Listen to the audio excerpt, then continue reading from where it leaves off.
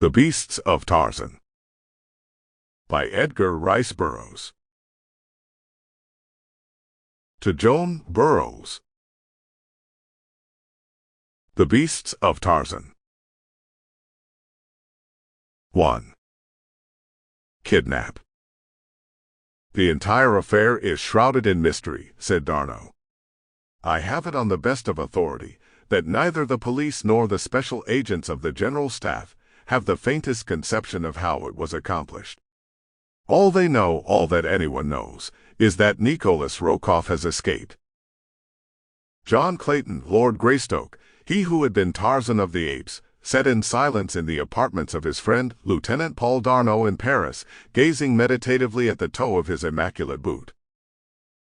His mind revolved many memories, recalled by the escape of his arch-enemy from the French military prison to which he had been sentenced for life upon the testimony of the ape-man.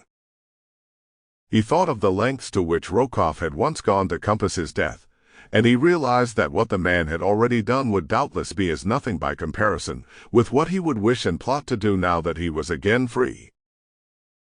Tarzan had recently brought his wife and infant son to London to escape the discomforts and dangers of the rainy season upon their vast estate in Uziri, the land of the savage Waziri warriors whose broad African domains the ape-man had once ruled.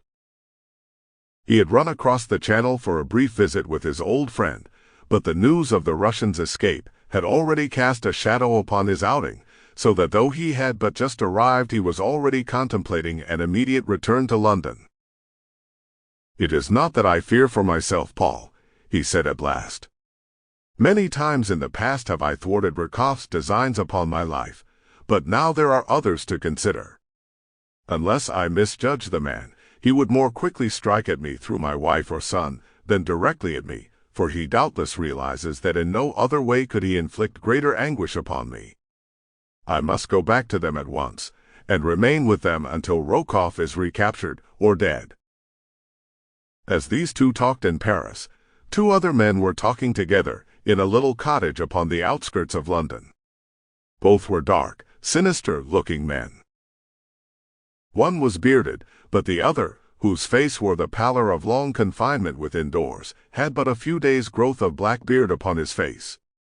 It was he who was speaking. "You must needs shave off that beard of yours, Alexis," he said to his companion.